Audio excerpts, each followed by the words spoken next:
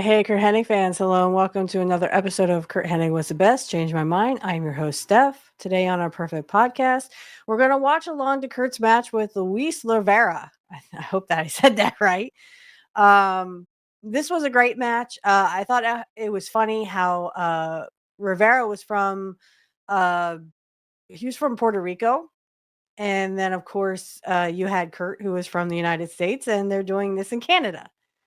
I thought that was pretty awesome, I guess. Um, I have a wonderful treat for in store right now. I'm going to show several things that I found or I had posted on my X. I'm really excited about this. I do want to get it was Saturday night's main event since that is coming up again. They're going to show that next week, next Saturday, in fact. And I mean, Jesse Ventura is going to be commentating again. So in honor of that, I'm going to show you what happened when the Genius faced Hulk Hogan in 1989. And of course, Curt was at ringside and he helps the Genius win by count out. And then we're going to watch Rick Rude match. And then we're going to watch Curt's it's a strap match with Wahoo McDaniels.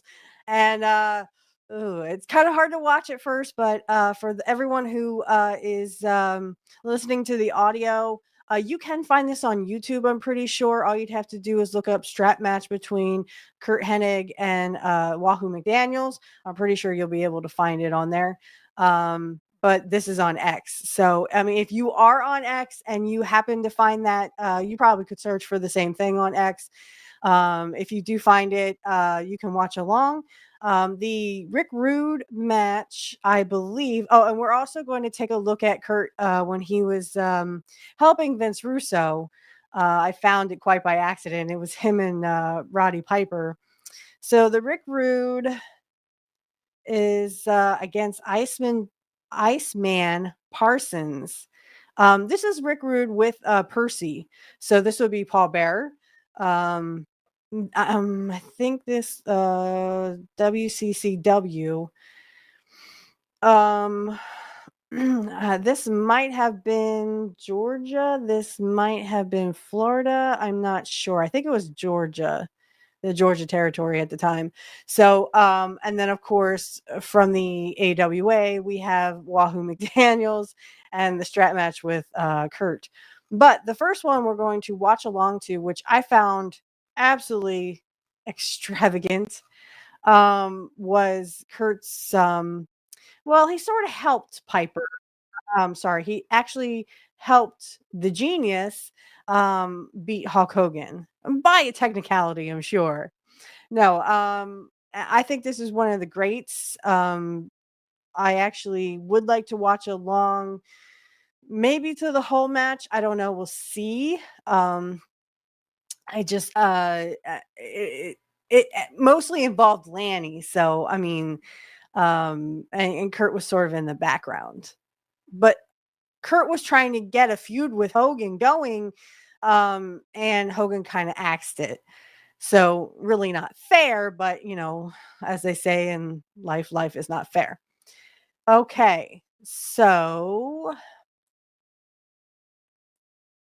just going to.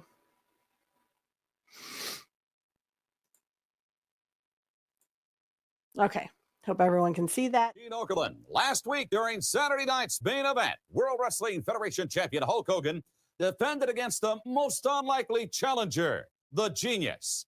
Let's take a look at some of the highlights of that title match. Genius better watch out. Hogan's got that look in his eye. Look at the look in the eye of the Genius. Genius acts like such a girl. Genius coming back into Hulk. Stop doing that. Stop doing What's the Genius this. going to do now? What sort of brain power is he going to use now, Jesse? Jeez. A block and Hulkster ramming a fist into the head of the Genius. You said it right, a fist. Oh. And the foot. And drop the leg. It'll be hello, over. Curt. Mr. Perfect, a bit frustrated on the outside. Look at that. Rake of the face. Ooh. Right down the back.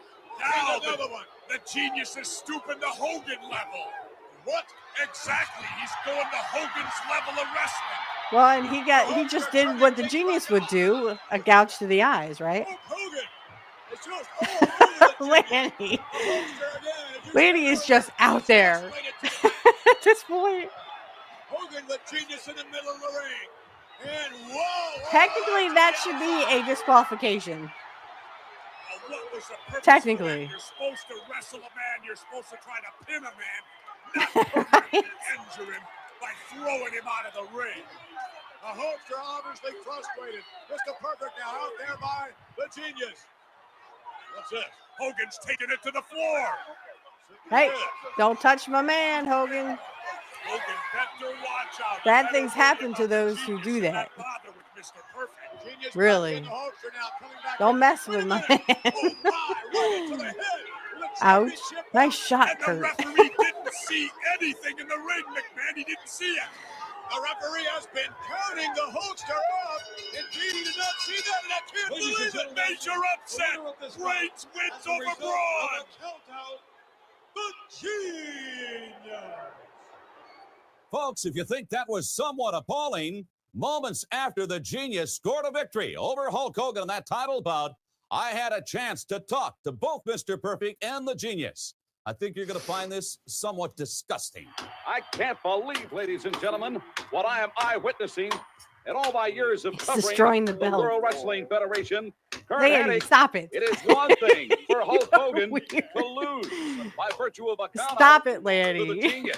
Come on. It's another thing for you to desecrate the very meaning Desecrate. of Hulkamania. You ain't desecrating Never been a nothing. perfect belt, and Hulk Hogan, you're not a perfect champion. And I'll follow you around to every arena if I have to. And I'll Guess you destroy never saw every him tear belt up Jerry until Lawler's you set? Give me a title shot the perfect way. Right on the heels of that interview, I spoke with the World Wrestling Federation champion, an angry Hulk Hogan. Ugh. Millions of Hulkamaniacs will unite. The three commandments are still intact. And with the Hulkster Good for you. leading the brigade, the only thing left for you, Mr. Perfect, is not perfection, Did he get your but the attention? ultimate encounter Too bad you with axed Hulk his Hogan. push. equals the perfect defeat for you. Ooh. He got your attention, did he, Hogan? I love that. Yeah, so again, I really like this one. I thought it was spectacular, really. I think it really showed Kurt's not evil side, but like that he was trying to get Hogan's attention here. Um, he was trying to get a push. He was trying to get that heavyweight belt, just like everyone else was doing. And I remember Bret Hart said in his book that, they were getting Kurt ready for Hogan. Okay.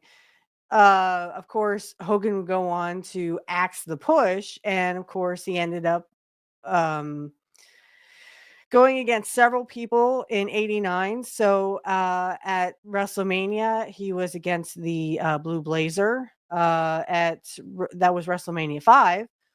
Um, he was SummerSlam. It was WrestleMania, and then SummerSlam '89. It was the Red Rooster in New Jersey. And then, of course, at Survivor Series, he would go on to tag with Rick Rude, as we have all seen that. If you missed that episode, please feel free to go back and look at it, but remember to come back here. I just think that was such a great well, it was a good, tease to Hogan, that kind of thing. And like I said, it's too bad that Hogan would end up axing Kurt's push. Now this one is not very long, so that's why, but we have to watch this. I mean, this is awesome. This is when this is in 99, I believe, 1999, when Kurt was basically he was with the Harris twins in this corporate thing. I don't remember, but Vince Russo had said that the veterans were literally going to be pushed out. And in the interview, if you guys heard that interview, that should have already come out. The 100K episode where Curt said, Russo just doesn't know how the veterans are. You need the veterans to teach those young guys how to do a maneuver. That's why the new guys were considered jobbers until they could actually make something of themselves. Even Curt was a jobber at one point. Early on in his career, he was a jobber. So, I think that Russo had his own plans for WCW, none of them good. As it turned out, that WCW folded. So I think that when you watch this, that Curt didn't lose his job, he didn't lose his career, even though he had gotten pinned by Buff Bagwell. That he was able to at least be a part of wrestling just like he wanted to be. And I remember showing the emotional in the 100K episode. Again, thank you guys. I do have a surprise for you. I just want to say real quick, I do have a surprise for my audience, although this isn't coming out till about January, like the end of December or January. So you guys won't know you guys won't know what the surprise is until probably January. But I can't say enough for my audience. Thank you so much. You guys are wonderful. And I'm so overwhelmed with happiness that someone wanted to listen to me talk about Curt. You know what I'm talking about. Curt was my hero. He was, the greatest wrestler to ever live, in my opinion. Of course, you can't take anything away from Rick Rude. For all my Rick Rude fans out there, Rick was something special, and he really made wrestling, just like I talk about with Curt. Curt made wrestling look real, and so did Rick Rude. I was talking to my man, and I was saying, I have to give Rick Rude props. He really uh was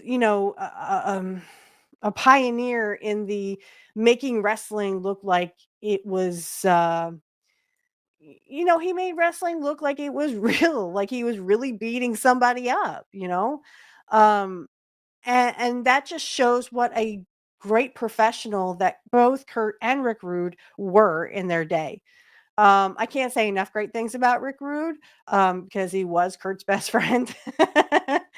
um and I sort of feel for the guy. I kind of wish that I could actually be a friend to both Curt and to Rick. Kind of help him out, get him some more. And like I said, and I've been saying this since even though I was 12 years old. I would have really done anything to get Rick back in the ring. If his son would ever hear this, or would ever want to be a part of all this. I would thank him for listening to the show. Um, but I mean, to be honest, yeah, I'm one of those people that would literally, go over and bend over backwards for Rick Rude. So, we would do like a money drive where we would do some kind of raising the money for Rick to get back in the ring. Because I think we all missed out on ravishing Rick Rude, and the talent that he brought to the ring, and the sheer wrestling part of it. Again, they were both professionals. Curt and Rick were both professionals, and they knew what they were doing. They made wrestling look cool. Not only cool, but they made it look real, like they were really beating people up. um and like I said, I'm not sure what that number was, but I know I would work hard to get Rick back into the ring, because I think everyone deserves to see Rick Rude wrestle again after his devastating. I could barely watch it, but like when you see his back do that thing on the, oh, I'm like, oh, oh, I don't want to watch it anymore. um, so I would help him in every way possible, because my hero was Curt Hennig, and of course Rick is his best friend. So I mean, what you do for one, you do for the other, right? that to me, that seems like a non-issue. Like, I know Rick would be very, very happy, and, it would be like no strings attached, "Go back into the ring. That's my reward is to get to see Ravishing Rick Rude again." And don't shake your dick at me. No.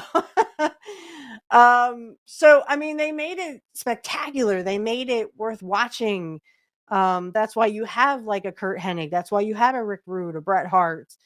And these guys all hung out together. So, I mean, there's ways that, we could have I wish, like I said, I could have been a part of that, getting Rick Rude back into the ring. I mean, heck, there could have been a feud between Kurt and Rick, best friends, now not best friends, I don't know. I would still kind of think that maybe Rick might actually turn babyface. Now, I've only seen Rick Rude babyface one time, and I was shocked, completely shocked. It was King Kong Bundy had turned on him in the Florida territory in 1980, and I was flabbergasted. I'm like, "Oh my god, Rick Rude is a babyface. Get out of here." Because we're so used to seeing him as Ravishing Rick Rude, and he was the heel that got heat, men hated him because he was, good looking, and women wanted to be with him, I guess. I don't know. I wasn't really attracted to Rick. Thanks, but no thanks. Kurt was more my style. So, but that still instilled in a lot of people that, I mean, Kurt was a heel too. So how do you get heat is, you had to do evil things because you were a heel. So, and I just think that a feud between them would be kind of awesome. They kind of know each other because they were best friends. They've been friends since 8th grade, Kurt said. So, I mean, seeing them wrestle, two greats, wrestling in the same ring, it would be like a Bret Hart, Curt Hennig kind of level, where they set that bar.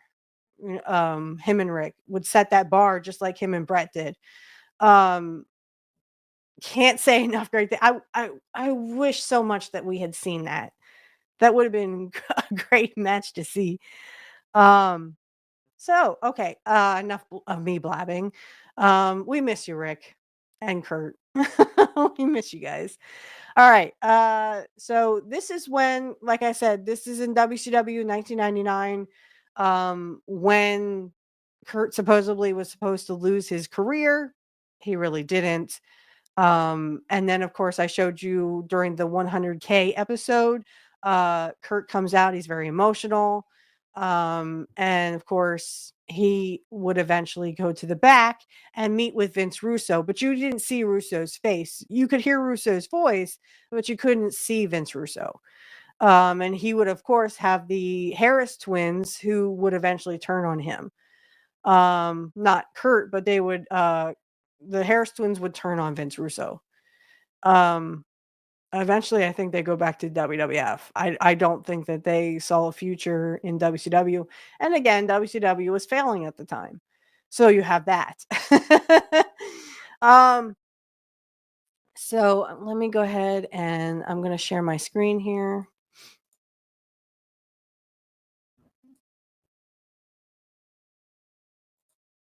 Okay, I hope everyone can see that. Gonna pop it up here. Of course, this is Kurt here. Here are the Harris twins. Now I know the Harris twins. The story is that they beat up Shawn Michaels. I don't know. I wasn't there, but there's a lot of people who tell stories about the Harris twins that you didn't mess with them. So, and trust me, I wouldn't want to. All right, let me go ahead and hit play here and we'll watch this. It's very short. It's they're gonna knock on the door of Roddy Piper. Roddy Piper would come back in 99. Yeah. Hello. Hey, Piper, he's ready to see you now. Oh, Serrano de Bergerac, one of the greatest wrestlers in the world, and you're kissing their bum too. Well, listen, you tell the powers to be that I am excited to see them Thank you for giving me the time. One thing, I got a little bit of cramping here, and I got to take myself a Vince Russo. So you tell him I'll be there when I damn well please. Yeah. Hey, Okay. Yeah, I gotta take myself a Vince Russo. That was put on X for Jim Cornette. I don't know who found that. One of the guys that I follow on X. And it was kind of like a shot to Jim Cornette, because Jim Cornette would always say, "Oh, I'm going to take my dog Harley Quinn," which is an awesome name, Jim. Awesome name. He would always say Harley Quinn would take her daily Russo. So when she'd take a poop, um, he called it her daily Russo. Because let's put it this way, Jim Cornette and Vince Russo do not like each other. They never did. They never will. Something about Jim Cornette wants to pee and poop on his grave. So, okay. I don't need to say anymore. If you know Jim Cornette and you know Vince Russo, you know the feud, right? Okay. So that was a shot to, Jim Cornette to say, hey, ha ha ha. Piper was saying the same thing back in 99 when, Vince Russo was sort of the powers to be, right? So he had taken over, I guess, WCW, and did what he did with it. Um, I keep thinking about the rib that Curt did in the back of my head, of when he screwed with Eric Bischoff, because Eric Bischoff had come out and said, "Do not throw anybody or go near this spot," and it was kind of X'd off. And of course, it was Curt and Sean Stasiak who was trying to become the perfect one, which is kind of Curt's thing in the WWF. Um, so he pretends to he's going to body slam a Stasiak onto this spot, and he goes, "Oh, my back!" It was brilliant. It was really brilliant. Kudos, and I love how Tony Schiavone was like, that was Curt Hennig fucking with Eric Bischoff. Awesome. I thought it was awesome. Okay. So yeah, that little segment was a good one, I thought. So now we're going to go into the Rick Rude match, because we're going to get a little bit of Rick Rude. I'm going to try to put Rick Rude in there, hopefully like every week. I was thinking about just doing him by himself, but there's no reason why we can't just kind of stick him in episodes. This is only like 17 minutes long. The strap match is 15 minutes. So I figure, why not just do both at this point? Excuse me. So let me.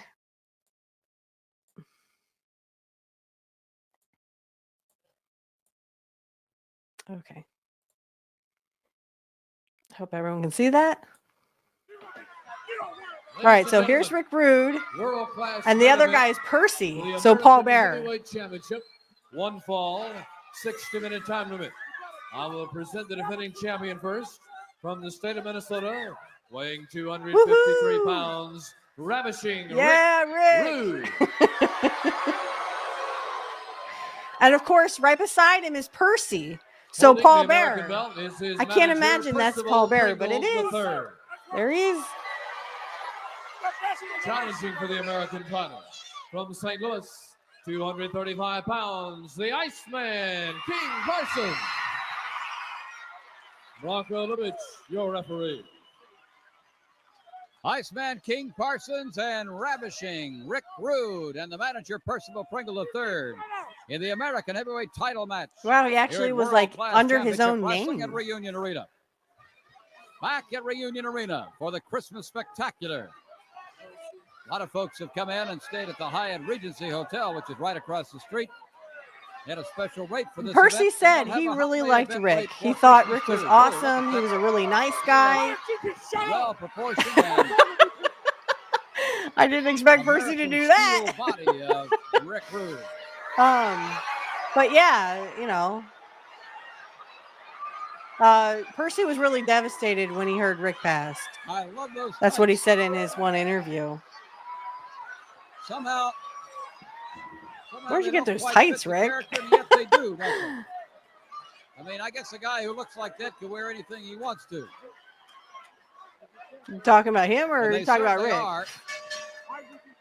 Do your best, Tights man. of many colors. I know you can teach it.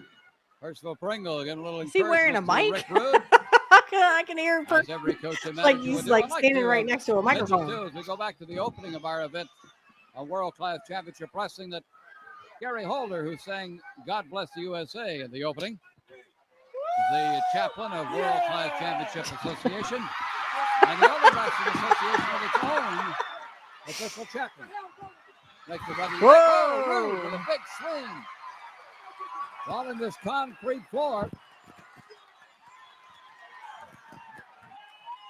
And Percy Pringle just a little bit upset as Rude threw himself with a great blast at Iceman King Parsons, threw himself into the seats out there.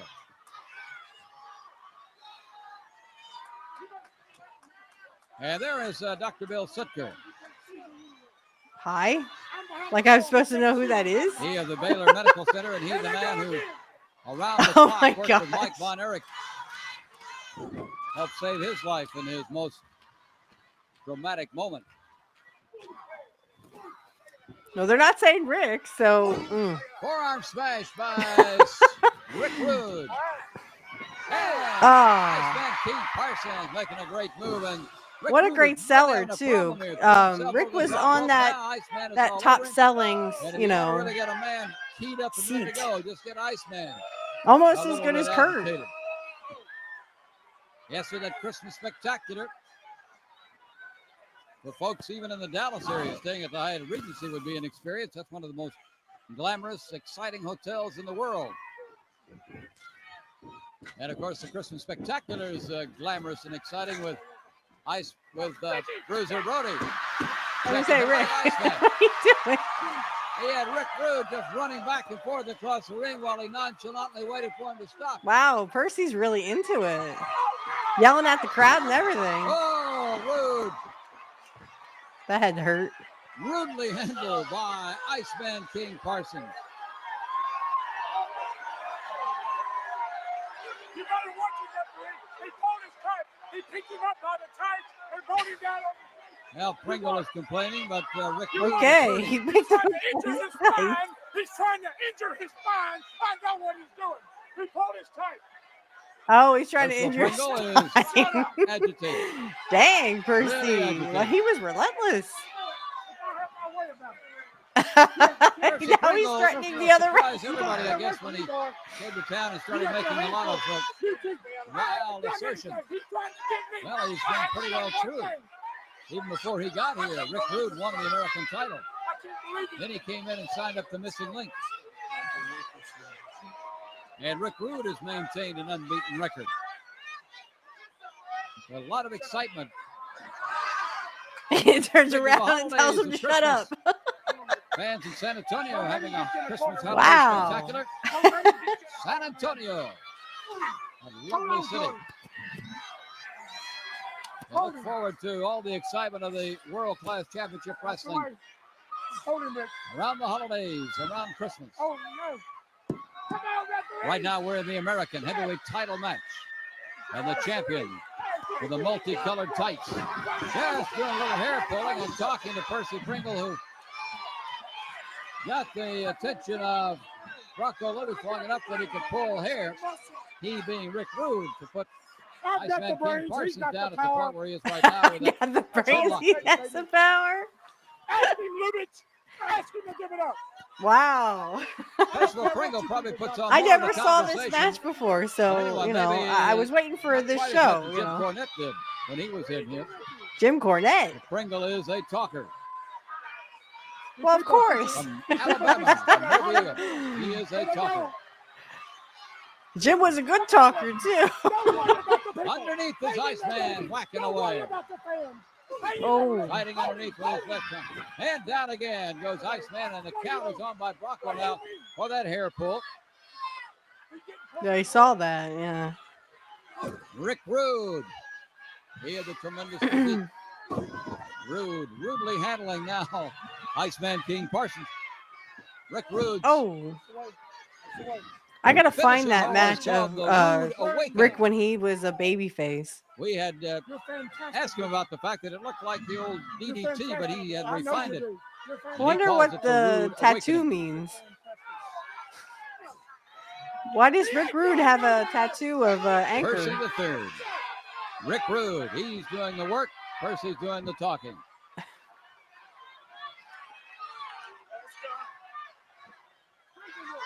What is this? Next I week don't on remember World what year Class this Championship was. I'm Wrestling, sorry. We got the great I don't remember what year this American was. Tag Team Championship. It doesn't say. The cage match. Kevin and Kerry Von Erich against Gino and Chris. They'll be in the cage.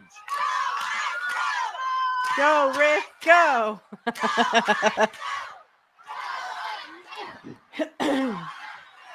Iceman banging underneath now on Rick Rude. Breaks it. Let's watch him rotate here. Boy, does Rude get up in the air. Whoa. Great move by Iceman. Hooked him, dragged Oh, him, I see. and They have a Rick Rude has microphone to around the ring. That's why you can retrieve hear it him so well. to protect his back. Not only will Kevin and Kerry, Chris and Gino be in that cage match for the American Tag Team Championship, but also Scott Casey and Hollywood John Tatum. No They'll be wonder you can battling in hear there Percy with so well. Missy and Sunshine. Usually you can't Good hear gal to any be of the in there, and managers because there's no all microphone sorts of down persons there. lined up So battle. they're just passing a microphone around. There's a guy in green here. Now Rick Rude takes over the bit of the action again. Ah, a little atomic drop on him, works up again. Here comes Rude. Look out for that. Oh, drive into the back. Pounded in the small of the back. Oh, he's on the Leg over ropes. the bottom rope, and Iceman King Parsons is back again. Rude is driving his right fist, right arm Ow. into the body of Iceman on those falls. And using every convenient accoutrement to pull him back. Hair, trunks, anything. So Rick Rude putting on the pressure on Iceman King Parsons, and he continues to keep the pressure on. Forearm smashes, body smashes, small of the back. Rick Rude going to work on Iceman King Parsons. Rick Rude, the American champion, wanting to maintain that one. But not enough for two. Now reversing on the chin, pulling back, stretching the body. Rick Rude. What? And the crowd picks up a chant. I heard "Shut up, pig." Dang, Rick. Percy Pringle wants Bronco Lewis to ask Iceman if he wants to give up. That's one thing he might as well not waste his time. Oh, my goodness. Pringle hits the deck. Rick Rude Look out, Percy. catapulted out by Iceman King Parsons.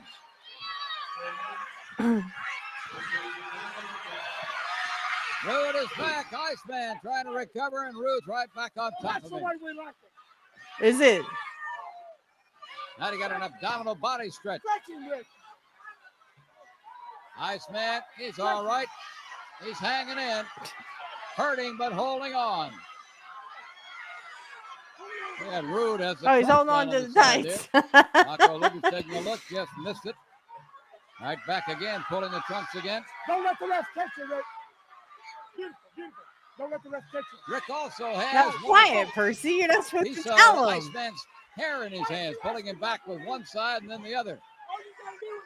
So he has stretched him out. The abdominal stretch. And a Oh. good move by Iceman, trying to recover now as he gets rid of Rude for a moment.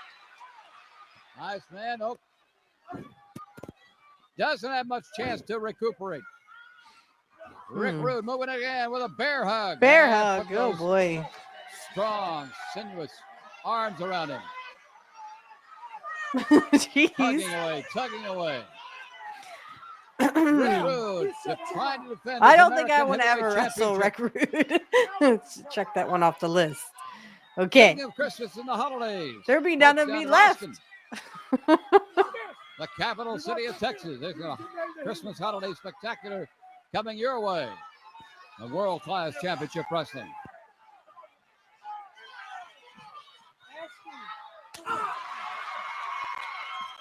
A headbutt by Iceman King Parsons. That's got rude.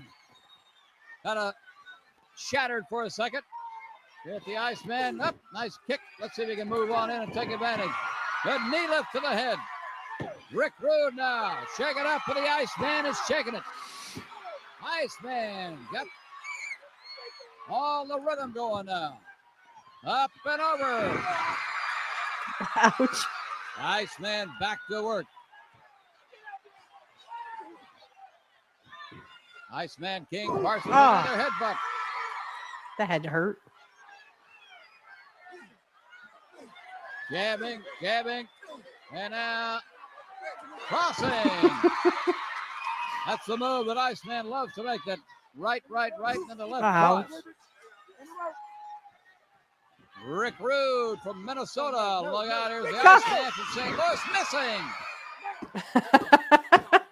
And Iceman's in a lot of pain now as he missed on that flying body attempt. A roll-up by Rude. 1, 2, 3, and Rick Rude defends his American Heavyweight Championship. What did I tell you, baby?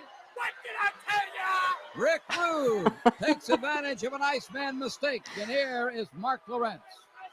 Defending his American Heavyweight title, ravishing Rick Rude.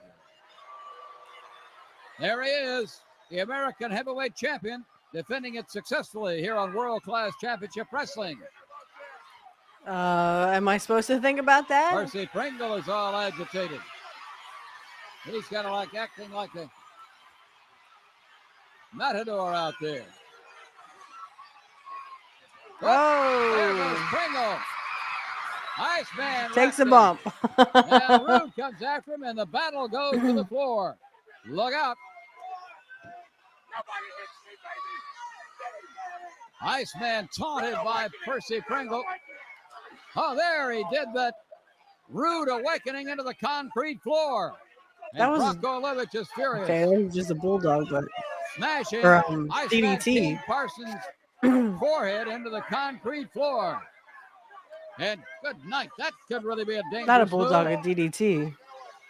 Percy Pringle and Rick Rude. Which you're not shoved supposed away to do. by You're not supposed to Brockovich. do it on the concrete floor. We'll be back to tell you more about World Class Championship Wrestling in just a moment.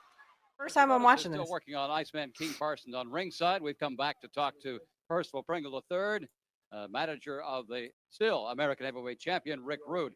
Gentlemen, a good victory, but was it necessary to try to kill Iceman King Parsons down on the concrete floor? Let me tell you what, anyone that touches my manager deserves at least what I didn't know Rick had an earring. King Parsons got, and he's lucky. Look at his Is he ear out of there there, yet? his left Have they ear. drug him out of there yet? That's right. He's lucky that that's all he's got. Nobody lays a hand on my manager. This man isn't a professional wrestler. He's my manager. I stepped in the ring to do battle with Iceman King Parsons. My manager wasn't involved in that one bit. Well, You he saw was what taunting. happened. He was taunting Iceman, weren't you? You were Oh, you showing don't him. worry about it. You just listen to what the champion's got to say. Well, Hunting big, I'd like to get the big facts right. deal. Sticks and stones break my bones, but names ain't gonna hurt nobody. My manager didn't lay a hand on Iceman Parsons. He's a very prideful man, though, when you stick that championship belt in front of him. He's Huh. trying to do that. So I what? did not So know what? that Rick Rude He had is an the earring. ex-champion, That's Mr. right. Mercer. Well, And I hate to be the that's one to awesome. say I told you so, America. I hate to be the one to say I told you so, world. But this is the American champion. And excuse him for being three-time arm wrestling champion. Excuse him for being Florida heavyweight champion. Excuse him for being half of the United States tag team champions, Mr. Mercer. You're not dealing with nobodies. You're dealing with a new thing in wrestling. You're dealing with ravishing Rick Rude. You're dealing with Percy Pringle. And tonight, Mr. Mercer, was only a small example of what I have in my bag of tricks for you. All right, can you tell us some more then? I'm not going to tell you nothing. Why have you always got to ask questions? Can't you just wait? Why I'm and here. Let me. Well, the reason I'm here is to take care of my man, and I'll tell you what I want you to know when the time is right. Ain't that right, Rick? That's All right, tell us what's in store for Rick Rude then. What Hey. next championship? It doesn't matter. Whoever steps in that ring with me is going to get hurt. But you know, whoever it is, you can walk away holding your head up, just a beaten man. But don't touch my manager, or you'll end up on a stretcher ride, just like King Parsons did. You think you would give King Parsons another shot at the championship? King Parsons, he's going to be down for a long time. I think I heard him whimpering something about retiring while he was laying there, tears running down his face. You didn't use your Rick Rude awakening in the ring. Use it on the concrete floor. And it worked even better. So what? We're the champions. We're always going to be the champions. Keep an eye on us, baby. Okay. I did not know that Rick Rude had an earring. Wow. Okay. That was news to me. Wow. I hope you guys saw that in his left ear. There was, I mean, I have earrings on, but I mean, he had like a diamond stud earring. I never knew Rick Rude had that. I guess you learn something new every day. Didn't even know he had his ear pierced. Okay, well, like I said, you learn something new every day. A great match here between Rick Rude and this Iceman Parsons. I never watched WCCW, but now that I have, I'm definitely gonna look up more matches with Rick Rude, because that's interesting that he had an earring I never knew about. So interesting match there. Okay, so this does that say it was 1985. Okay. So it was WCCW, Rick Rude and Percy Pringle in 1985. Okay. Eventually he would go, I think in 90 sorry. In 86 or 87, I think Rick would eventually hop over to WWF. So I thought that was a great match. Again, I had never seen it. That was the first time viewing it. This next match, though, I have seen. It is 87. So this would be right after the investigation that they would have, and Curt supposedly knocked out Nick Bockwinkel with a roll of dimes. And of course, the whole fiasco with, Larry Zbyszko. I'm going to have a my lawyers are going to have a field date with this, the whole turn of Curt, when he turned heel, or he was starting to turn heel at this point. And of course, this is 87. This is a strap match, and this is a little hard to watch because Wahoo will slap Curt in the back with the strap, and I'm like, oh gosh, okay, can we not do that? Okay. So this is a great match, I think, and like I said, this is AWA. So I'm gonna look up more matches. Also, I want to kind of get in some matches with Larry the Axe, because I've never really seen Larry the Axe before. Not wrestling wise. I mean, he was a little before my time. Like way before my time. No offense, Larry. You're not old. You're young as young can be. No, he was a really nice guy, or so I was told, that Larry the Axe was actually really, really nice. And people talk about Larry the Axe with such affection. So, and that he was a tough guy. So, not gonna, challenge Larry the Axe to a match or anything, but I just want to, kind of put some, matches in here, just kind of, because there's so many. So, I have a lot of matches to go through, and that's good. That's good that I can span Curt's whole entire career, and I have so much to work with. That makes shows like this, watchable, right? All right, so the strap match. This is Curt Hennig and Wahoo McDaniels. This is AWA. This is 1987. So I would have been probably, depending on the month. It does not say the month. Of course, it doesn't say the month. But it just says 1987. So depending on what month, I would have been a year old in 87. Yes, I know, a year old. Wow, you were a whole year old. I'm thinking like this had to be like June, maybe July. because he would get the belt in May, or at least he would have the match with Bockwinkel in May. So this could be like July, maybe July, August, something around there. But so I would have been, yes, a year old in 87. I would be watching this because AWA, I don't think would be broadcasted in the East Coast. I wish it had been, because if I had seen this, I would have been like, because my dad, he watched wrestling, he watched the WWF, I'm sure, in the 80s, and then of course, in the 70s and 80s, and then when it became WWF, like I said, my dad had several pay-per-views that he actually recorded. So anyway, enough with me talking, because this is going to be pretty long, because I want to share as much as possible. Okay, so you see that, and here we go. Ladies and gentlemen, here we go. This is the main event of the evening. It is an Indian strap match. Oh my. Will have straps attached. Oh my. They will be attached to each other by the length of strap. The only way a man wins this bout is by dragging his opponent to all four corners and touching each turnbuckle. That's the only way the man wins the bout. Oh my. In the ring, ladies and gentlemen, at 265 pounds, out of the University of Oklahoma, he is the great Chief Wahoo McDaniel. And ladies and gentlemen, his opponent for this strap match is out of Robbinsdale, Minnesota. At 256 pounds, he is the heavyweight champion of the world, Cool Curt Hennig. What are you flinching for? What are you flinching for? He didn't hit you with a strap yet. That's bad enough. Coast to coast and continent to continent. We're on ESPN, the #1 sports network from the Showboat Sports Pavilion in Las Vegas, Nevada. I'm Rod Trongard, along with Nick Karch, calling the action of this Indian strap match. Yeah, he'll get in when he's ready.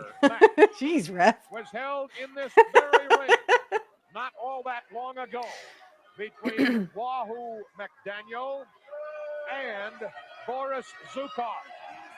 The match ended the wrestling career in the AWA of Boris Zukov.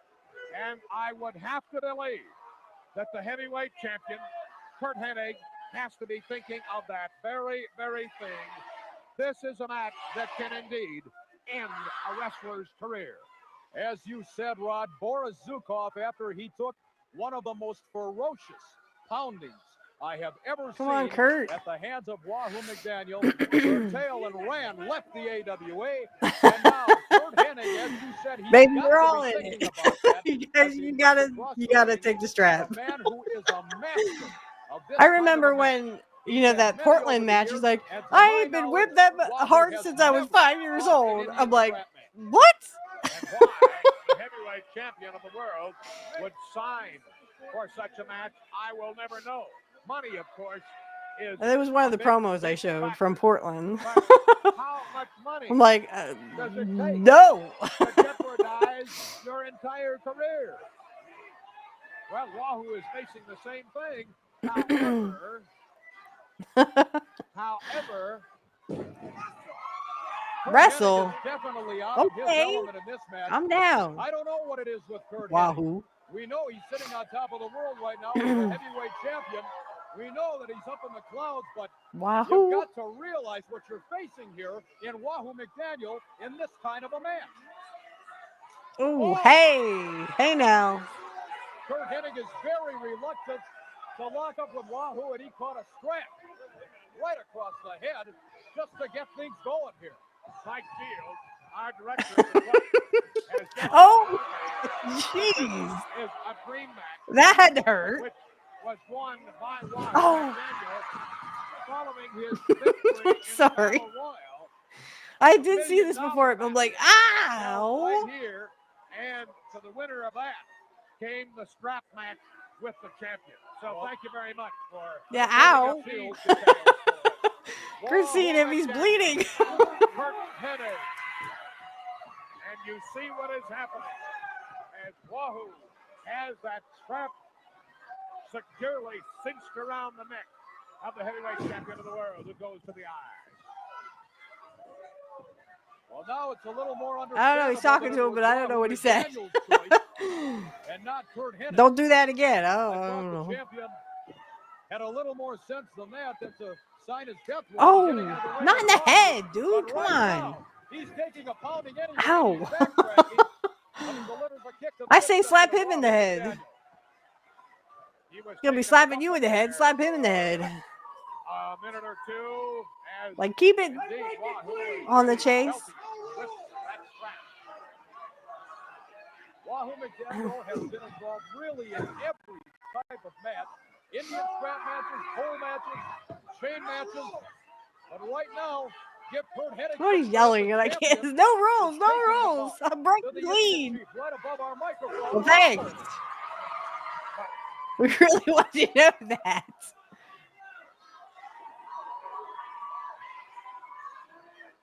I don't know if that'll work, Kurt, but anything at this point.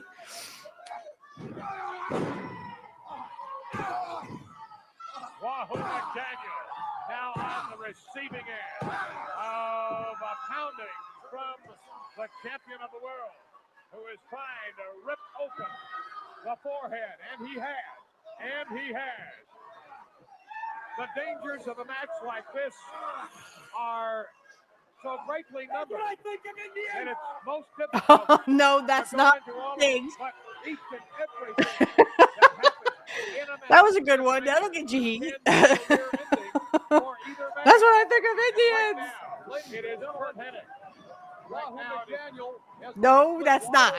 I didn't see exactly where it happened, but Wahoo. But he had to say something. Wahoo McDaniel took several boots in the forehead from the champion, and that is where it did happen. And now Curt Hennig continues his assault, continues his attack on the full-blooded Choctaw Chickasaw. That's better. That's more of the champ. And Curt Hennig Whew. says, hey, that's Oh, why boy. I am the champ. One thing, Nick, that I'd like to have you explain here is, well, the maneuver which apparently Curt Hennig has started. I don't know what that he is. has to win this Sorry to tie him He up. has to drag Wahoo to all four corners of the ring rod, touch the turnbuckle in all four corners in order to win this bout. Well, he's gotten to one of them. The blood is streaming into the eyes of Wahoo McDaniel. McDaniel staggering around the ring like a boxer who has taken a series of tremendous blows to the head and now is whipped across the ring by Curt Hennig. In order to win this bout, Rod, you have to touch all four corners of the ring in succession.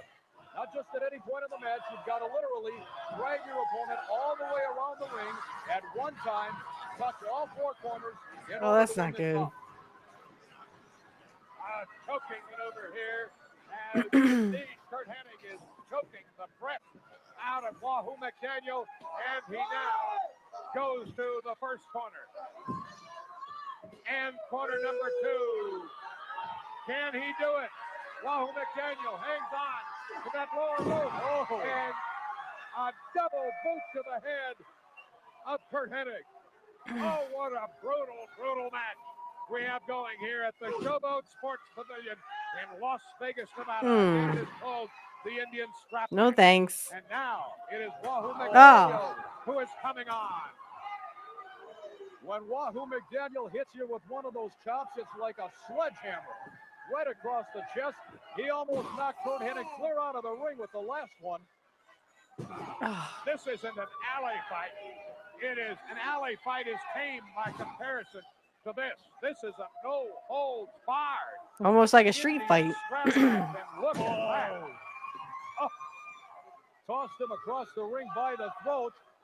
There isn't a lot referee Gary DeRusha can do except stand and watch. Uh-oh. Whoa! Couldn't get him off. Wahoo may have Well, you're not supposed to do that. We'll have to see if he can get up and get on with it. And oh, yes, he can. He's lost a lot of blood in that Okay, ring rod. it's not Kurt's. Sure, he's weakened, and a lot of it is all over the body. No thanks. Again, grinds away on the forehead of Wahoo McDaniel. Here we go again. Oh, McDaniel whipping, literally whipping Curt Hennig as Oh. would whip a horse or whip an animal. And that's probably exactly what Wahoo McDaniel thinks of Curt Hennig. You don't whip Some horses. kind of an animal. And he is whipping anywhere he Ugh. can. Right across the throat. Wouldn't even whip a dog. Club him, pound him, destroy him if he can. Wahoo looks like he's making the attempt here to wrap Curt Hennig up now. And now the walk starts for Wahoo. Corner number one. He apparently feels he's got Curt Hennig softened up. That's two. Hennig trying valiantly to get out of this. I do not believe that the championship belt is on the line here. Corner number three. That's one more to go. Wahoo eyeing that fourth turnbuckle. That would bring him victory. Well, you have to tap it though. I didn't think you'd have to tap it with your back. What? What the world? I'm sorry, did I miss something? Oh, come on. Oh. Mm. There are welts all over the body of Curt Hennig and Wahoo McDaniel. McDaniel trying to get the rope around Hennig. The rope, the strap around Hennig's neck doesn't make it. Hennig bombs away, left and right to the head of Wahoo McDaniel. That hurts me, and this was what? 37 years ago. A quick snap suplex on the 270-pounder out of Oklahoma. And the walk starts again, no doubt, from corner to corner. They've got to get to Come on, pull, Curt. Pull. Right now, Curt Hennig is finding it even difficult to drag Wahoo McDaniel. That's 265 pounds at the end of that strap. Wahoo is fighting it. You get a good close look there.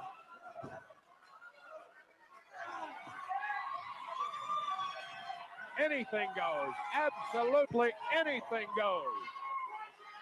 This capacity crowd here at the Showboat is in an uproar. What a match this is. Oh, slap in the face. How dare you? Don't slap Curt in the face. What's the matter with you? What's he trying to do now? He's got that strap in hand from the top rope now. McDaniel jerks. Whoa. And fortunate for Curt Hennig, he was able to somersault and cartwheel in the air, or he could have come down headfirst on that canvas and broken his neck. Again, That's not funny. Wahoo Please don't wraps up say such a the thing. hands of Curt Hennig and goes for a walk. There's turnbuckle number one. The look on McDaniel's You have to face. slap it. You can't just like barrel into it. Did I miss something? He gets some more energy to number three. One Okay, more to they're letting it One go. last trip. Can he do it? One more. This crowd is going crazy as Wahoo. McDaniel reaching back. And here comes Adrian Adonis. Adrian Adonis. Adrian Adonis has a knife. He cut the strap and has cut the strap. Adrian Adonis in Adrian '87 Adonis. was in AWA, huh? Has he given him the knife? My God, I hope not. No, don't be What in dumb. the world is Adrian Adonis involved in this match for? I cannot tell you. Well, that would be a disqualification because he cut the rope. A Cut the disqualification. strap. Here is Curt Hennig. And here is Greg Gagne. Oh, my. Oh, here it goes. The Gagne Hennig war. Oh, Which was going on at the time. Greg. I would like to show that match between him and Greg He is Gagne. totally beside himself. They had a really great feud, I thought. His hand has been cut, and I'm sure It was cut And by we'll show that knife match between, which Adrian Adonis had. well, give me a second and I'll say. Ladies and gentlemen, in the ring, Wahoo McDaniel and Greg Gagne. I don't know what possessed Adrian Adonis to come over and cut that strap. Referee Gary DeRusha. No way! No way! Adonis is disqualified. Hennig is disqualified. Adonis interfered. The winner is Wahoo McDaniel. And now the doctor is taking You okay? Hennig, as you see, to the locker room. Ouch. The physician here at ringside is going to have to administer some stitches to that right hand of Curt Hennig, which I'm sure was cut by the butcher knife, which Adrian Adonis brought to ringside and severed the strap of the match. Well, Adrian Adonis and his interference has resulted in a disqualification of Curt Hennig. We're going to take another look here. Here it comes. Curt Hennig pounding away here on Wahoo McDaniel. And you should very, very shortly. Oh. And there's a big right hand. Hey, ref, you get on it too. referee Gary DeRusha.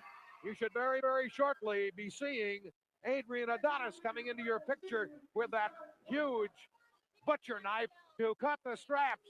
Well, here is Greg Gagne. I guess this is all after the fact, after Adrian Adonis had cut the straps. And Greg WA, of course, Kurt's first. Well, he was a champion and he was a heel, you know. Okay, so I just wanted to say real fast that we will be watching the match where they actually and you can't make this up.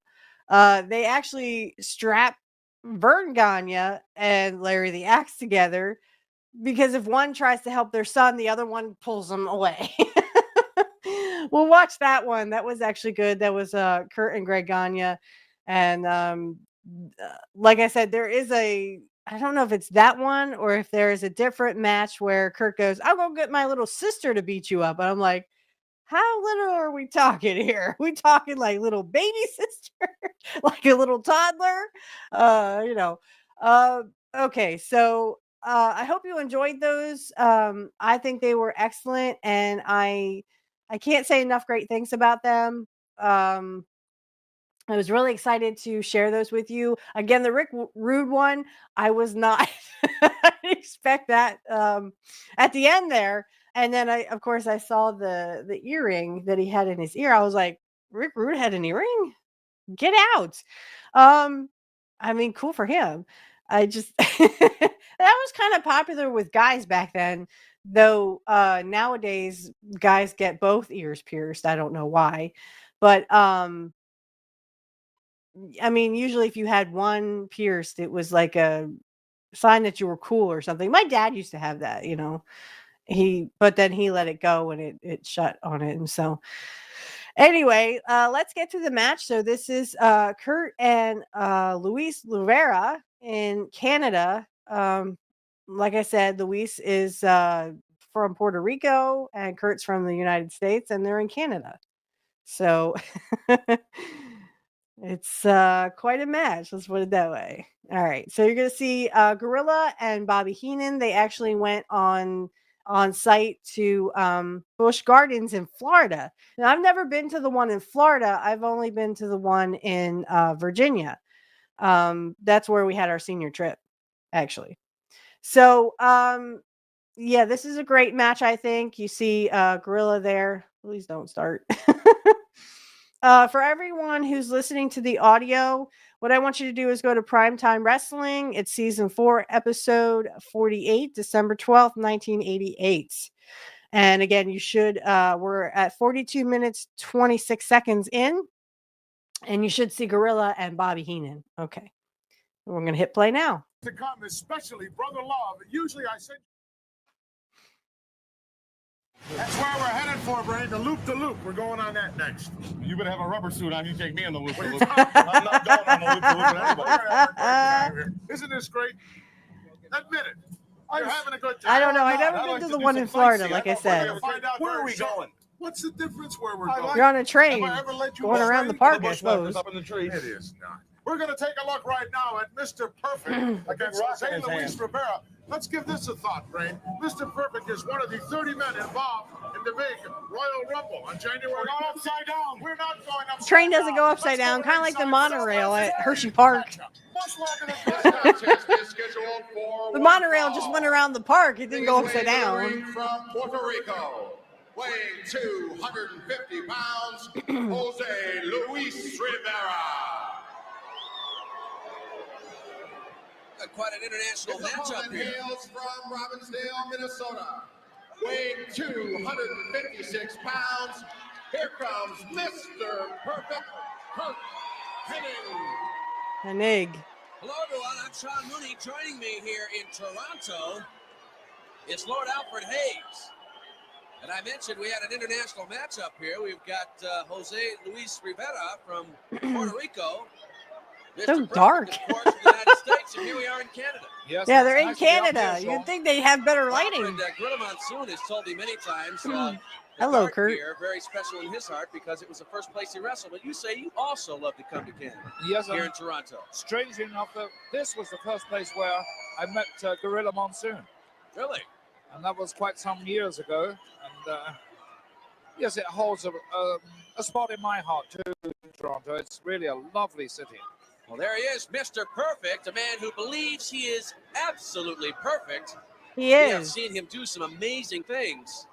But is he perfect in the ring out? That's the big question here. There's got to be some flaws somewhere, surely. I mean, nobody is absolutely perfect. Well, He is. maybe he is. Well, who Yeah, we he tested is. today here against Luis Rivera. And Rivera is Hello. a very, very seasoned wrestler, so Mr. Perfect better be perfect because Rivera is a tough wrestler. He's very able, very strong, very fast, very quick in the ring. And he certainly knows his wrestling. Well, no flaws yet. Thus No. far, he's been perfect. As the two men break once again. You know, I've noticed something about Mr. Perfect. What he does in the beginning of all of his matches. What a nice throw that was. Effortless hip toss there. Oh, that was really so well Took executed. Rivera right off his feet, up and over.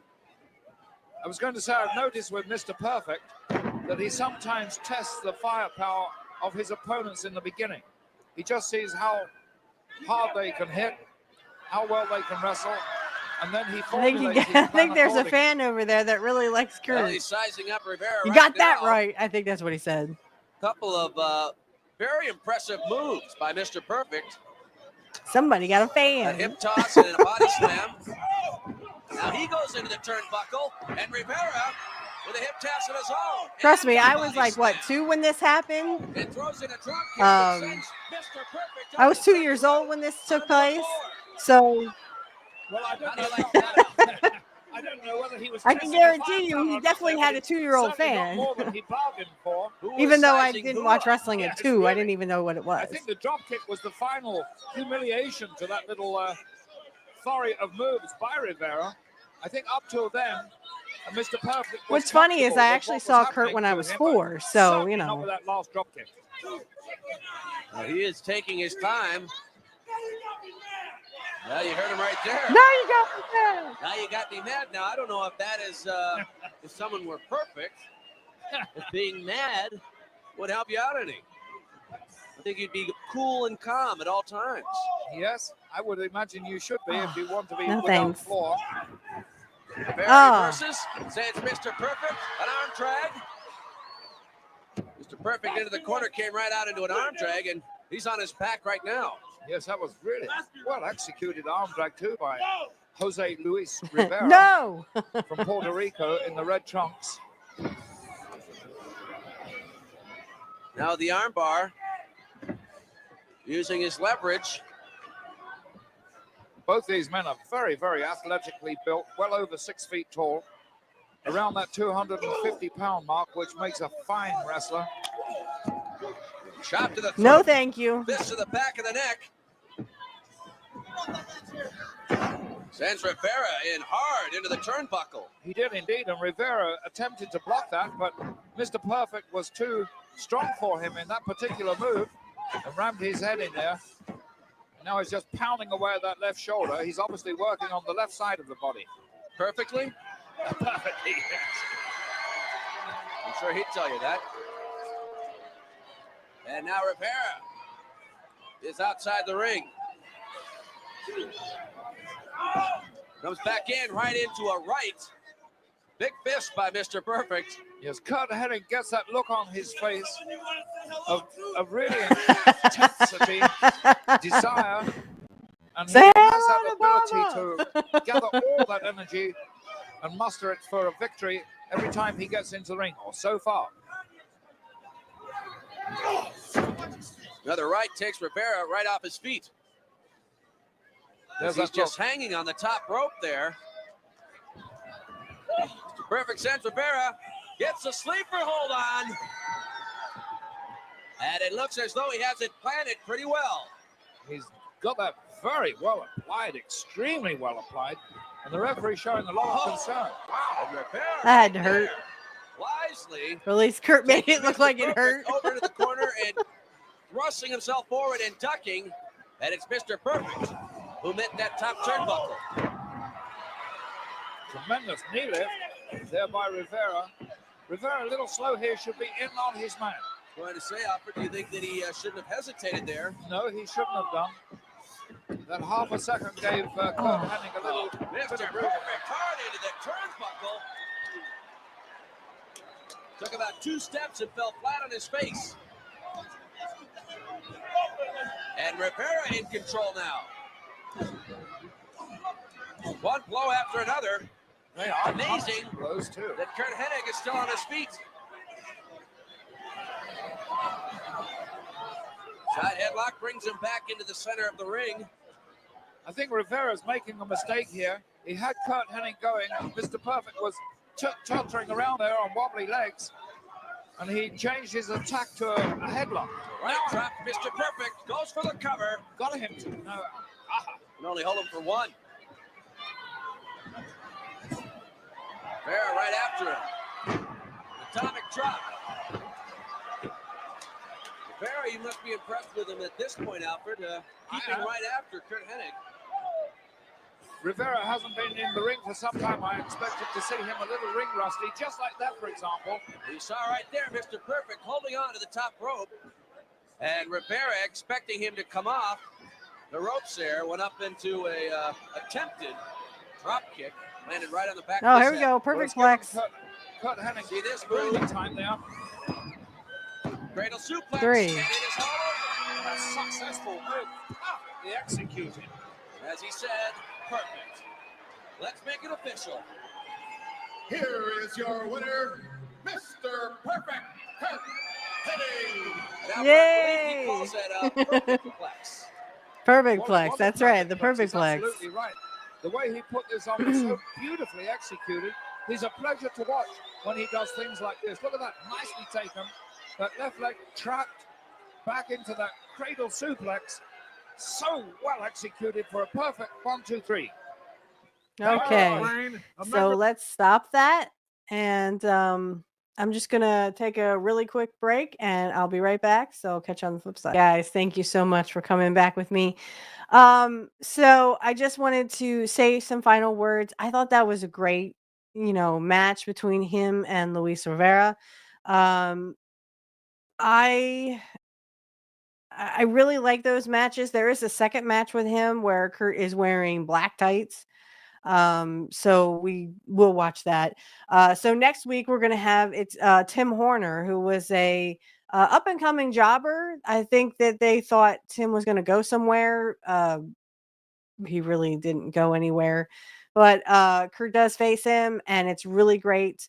Actually, no, next week, we're actually going to have a special next week. We're actually going to do matches for Larry the Axe Hennig. Sorry about that. Well, we'll do in 2 weeks, we'll do the match with him and Tim Horner. So, yeah, next week I would like to do like a special. We're just going to watch a couple of Larry the Axe matches. One is where it's Larry and I want to say, I forgot. Wouldn't be the first time. But it's Larry when he's younger. It's him and someone else in a handicap match against Andre the Giant. And I've never seen Larry the Axe really as a heel, because like when he was in AWA with Curt, he didn't really turn heel until Curt turned heel. So like in 87, 88, during that, as I mentioned, that strat match with and we can watch that too next week. It was not a strap match. It was Larry and Vern were strapped together, and of course Curt had to wrestle Greg Gagne. So like when one helps their son or tries to go to help their son, the other one pulls them back. We can watch that as sort of finale, a finale. I'm not sure if the promo that Curt does afterwards, if it's the one with the little sister. How little are we talking? Okay. Um, but we can watch that definitely next week. I have some Larry the Axe stuff already ready to go. And really, we're just going to celebrate Larry the Axe as he was, we're going to see him as a heel. We're going to see him as a baby face. And he was just, I see where Curt got a lot of his charisma. And it was mostly from his dad, because his dad is so funny when he, kind of shimmies around. I'm just like, okay, Larry, let's see what you got. So that will be next week. I did take a little break from Black Magic Talk. This will already have been, done, and we're already at the end of December. So there would have been an episode where a special episode with Sonia Smith, and we actually celebrate Yule, and I'm going to dress up, and I think Matt's going to dress up, and we're going to have, certain things. And, we're just going to do a little ritual for Yule to bring in the winter time. Of course, everyone knows that Yule, depending on how you celebrate, is from December 1st to December 27th. So however you celebrate it, or however long you celebrate it, doesn't really matter. It's up to the individual witch or wizard. But I'm really interested in everyone seeing that. Now that will already be out.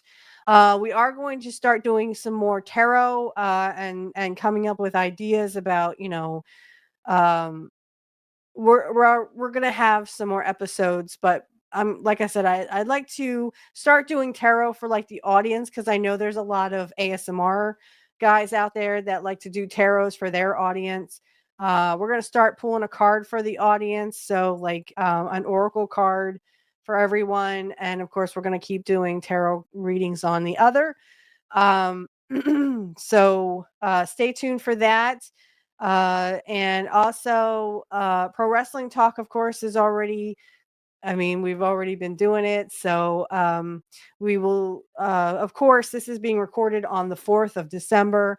So, how far we're going to be out, probably the end of December. This is like end of December. Usually we go into January at this time. So we will already be talking about, hopefully, the Royal Rumble is not till February now. So I don't know why they changed it or why they extended it out. The Royal Rumble for us was always January, right? But that, they want to, it's almost like the WWE is trying to become the NFL, and the NFL is trying to become WWE. So yeah, it's like the Super Bowl kind of thing for, the Royal Rumble is kind of like the Super Bowl. I said Super Brawl. No, that's WCW. I'm also going to try to get Angel Riviera back on, and of course Kit Cabello. Maybe after the holidays I can get them on. The holidays are kind of always tight for me, so this will already be past. I'll probably be on his show a couple times, but I'm actually going to be on Snow Himbo's show. So like I said, this will already be past. So if you can, I don't know what episode he's on, maybe like 3, 4, or 5. Maybe like 4 or 5. So if you want to stop and go back to episode 4, I will be on Snow Himbo's show. And then, of course, I will be on Angel in the Afternoon. He's up in the 60s right now. So he'll probably be closer to 70, 80 by the time this comes out. So if you want to stop this and go over and see me on Angel in the Afternoon, check me out there too. I'll be yelling about politics as I always do. And then, of course, like I said, I do have a surprise, but it's not going to be here for a couple of weeks. So you guys will, unfortunately, will not know about it until the middle of January, probably late January. But I can't thank you guys enough for helping me out. And I can't wait for you to see the surprise. And it's all because of you guys. It's all because you guys helped me to reach a milestone that I never thought I'd get to.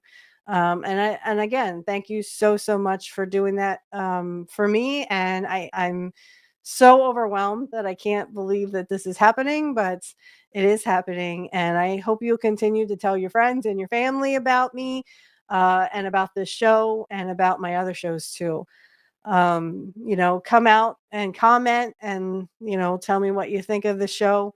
I'm trying to get it, better than ever each and every week. So that you guys can be, have the show that we can remember Curt's memories all the time. I was watching WCW the other day and I was just like, I can't believe that, I was 11 when this all happened. In like late 97. So like, because I was watching, Angel and I were watching the War Game Survivor Series. And I'm like, you can't combine them. You either have War Games from WCW or you have Survivor Series from WWF. It doesn't work that way. But Triple H in his infinite wisdom wanted to put them together. I don't know why. So everyone now is going to hear shameless plugs. It'll be audio for you YouTube guys. I do have to tell you that the ending outro song is a AI generated. For Rumble guys, you guys will see some videos I put together of Curt to the song that makes me cry. Even it doesn't matter how long or how many times I've heard this song about Curt, this AI song about him. I cry every time. And I think, like I said, that he would be very impressed with, the fact that it's an AI song about him. But it's also country. So it's a country song about him. So I hope you enjoyed this episode. Again, we will be back next week, and I'm going to try to get, like I said, Angel Rivera on my show. It's just because of the holidays. I know everything is a little tight for me. Especially, I'm running here, running there, running errands for my son. So it's a little tight for me, but we will get Angel and Kit and Matt and of course Alex too. We'll try to get you all back on the show. I really appreciate when you come on because I can't tell you enough that it's really something special when I get to share all these memories with friends. So we'll definitely get him back on, hopefully sooner than later. If we have to kind of push it into January, we'll do that because again, this is kind of tight for me. I'm sure it's tight for them too. We do a lot of running in these times. So I hope you enjoyed this. And like I said, now everyone's going to hear shameless plugs. And then of course the AI outro song. I hope everyone enjoyed this and thank you so much for tuning in. And remember, everyone, nobody beats Mr. Perfect. Nobody. Okay, guys, this is where we're going to do some shameless plugs here. So the first shameless plug, if you could please go over to my other show, which is Black Magic Talk. I will put the links in all the description fields. If you could just kind of browse it, if you are not only a wrestling fan, but you like Wicca or paganism, and you'd like to learn more about it. We just did some recent episodes. So if you'd like to hop over there, just click the link in the description field. If you would like to give to the Black Magic Talk Patreon, that link will be in the description field. And again, if you would like to have a tarot reading on the show, you can DM me on X. My link for that X will be in the description field. If you would like to do one off the show, you can also just DM me and I will give you my rate. My co-host is Matt Collins. He can also give you a tarot reading on the show or off the show. If it's on the show, all you would have to do is become a Patreon supporter for $5 a month. You get all kinds of perks. And again, we can let you know when you can come on the show. And if you'd like to do it off the show, Matt can definitely give you his rating for doing tarot. The next shameless plug I would like to do is, of course, Pro Wrestling Talk will always be on Saturday nights, 8 p.m. Eastern Time. It is scheduled to change, but Angel and I will let you know on the Wrestling X. So if you would like to DM us at any time, me and Angel, my link will be in the description field for my Wrestling X, and that is for Pro Wrestling Talk and also for this podcast, Curt Hennig Was the Best, Changed My Mind. If you would like to give to the Patreon, I have for Curt Hennig Was the Best, Changed My Mind. Again, you can go and look in the description field. It should be there. I have $1, $3, $5, and $10. The other show is just $1, $5, and $10. Or no, I'm sorry, it's $3, $5, and $10. I think. I'm not sure. I'd have to double check. But if you could give, thank you in advance. If you'd like to ask any questions for pro wrestling or Black Magic Talk, you are free to direct message me on X or Angel, my host for Pro Wrestling Talk. Again, 8 p.m. Eastern Standard Time every Saturday, unless it is scheduled to change, but we will definitely let you know beforehand. So, of course, this show, I'm going to do a shameless plug for this show. Again, $1, $3, $5, and $10 you can contribute on Patreon. If you would like to give on Cashapp, I will take donations on Cashapp, but direct message me on X if you would like to do that, and I will give you my handle. So if you have any questions like about the show or any technical questions, you can always direct message me on my X, and I will try to get back to you as soon as possible. The next shameless plug I would like to do is for Hardlands Media, Kit Cabello, someone I call a good friend of mine. Please check him out. He is Monday through Friday, 9 a.m. Central, and that would be 10 p.m. Eastern. So 9 a.m. Central, he is Monday through Friday, sometimes Saturday, depending on when you can catch him in a good mood for a Saturday brunch. If he does do Saturday brunch, I usually am sleeping or at work, so but check him out. He's really good on politics, and I have the pleasure of calling him friend. Some more shameless plugs. If you could also subscribe to Angel in the Afternoon. He does a great job on politics as well. And that's Angel in the Afternoon, and he's usually on 7 p.m. Eastern Standard Time every Friday. That is also scheduled to change. If you have any questions about it, he'll usually let you know. And he will definitely, you can direct message him if you need to get a hold of him. The last one is Deconstructing. His name is Dave. I really recommend him too. He has a little podcast on YouTube. All you'd have to look up is Deconstructing Topics, and he does some really good stuff. I really recommend you guys check him out. Subscribe to everybody I just said here, and check them out. And remember, everyone, nobody beats Mr. Perfect. Nobody. Hey, Curt Hennig fans, just want to let you know that the ending outro song is AI generated. Again, it is AI generated. Thank you all for listening. And remember, everyone, no one beats Mr. Perfect. Nobody.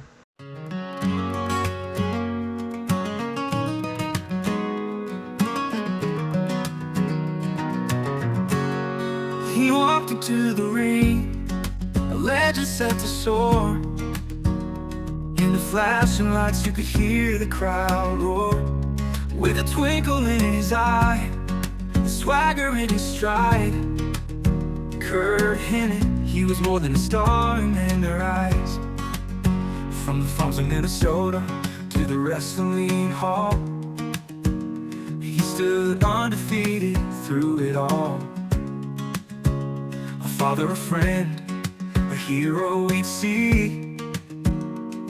Perfect in the memories for you and me. He was Mr. Perfect, never missing a beat. With every match, he rise to his feet. Though he's gone now, a hero we see. Perfect in the memories for you and me. In the quiet of the evening, stars shining bright. You'd hear tales of his glory, longing to the night. With a grip like a vice, and a smile that gleamed. He lived every moment like out of a dream. His days in the sun, and the nights in the cold. Stories of Curt never grow old. Remember the laughter, the battles hard fought. Perfectly missed, but never forgot. He was Mr. Perfect, never missing a beat. With every match, he rise to his feet. Though he's gone now, a hero we see. Perfect in memories for you and me. He was Mr. Perfect, never missing a beat. With every match, he rise to his feet. Though he's gone now, his legend's still strong.